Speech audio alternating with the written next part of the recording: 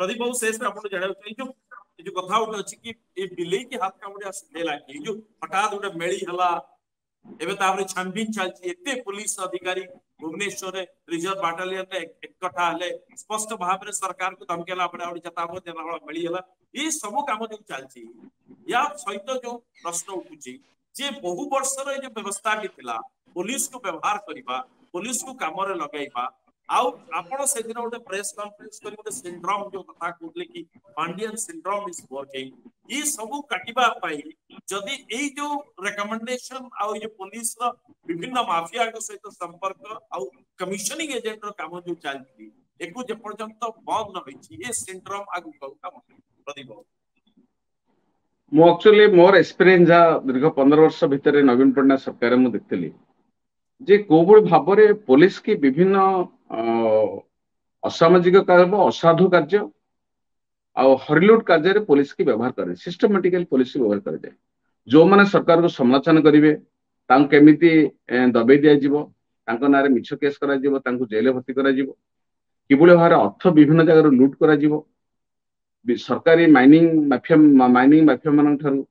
जमी माफिया मान पैसा कलेक्शन हम क्या सब दिज्व ये सब कम गुड़ाक सिस्टमेटिकली मुख्यमंत्री दफ्तर आपको मॉनिटरिंग करे मुख्य भाव में चीफ सेक्रेटरी लेवल कि development commissioner level DG level ये सब कम गुड़ाक हुए ना से डायरेक्ट आपको मॉनिटरिंग करें तेणु एसपी कोड नियुक्ति हम कौटी आईसी नियुक्ति हम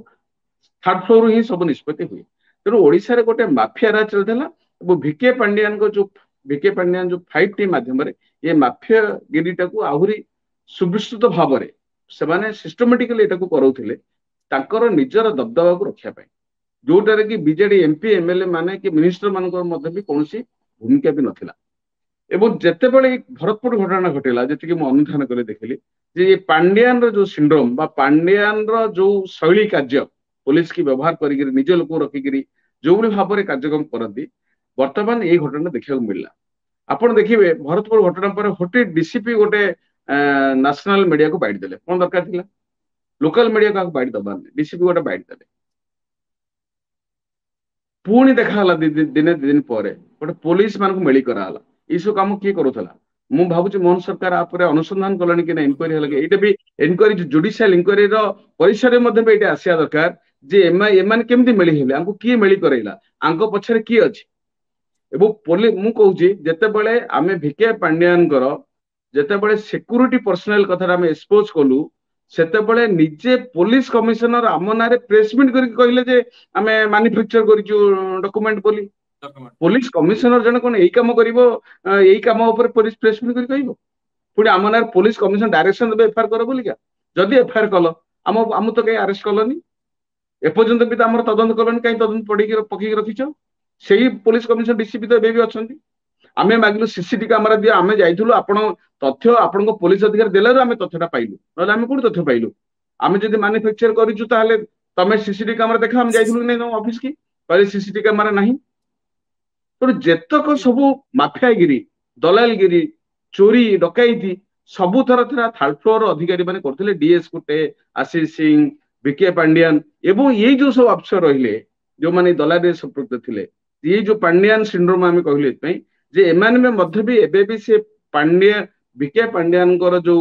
कदर्य कार्यक्रम एमान भी एबे भी संश्लिष्ट अच्छा से अनुजाई प्रशासन को से लाइट तेणु ये जो पर्यटन आपको बंद न होती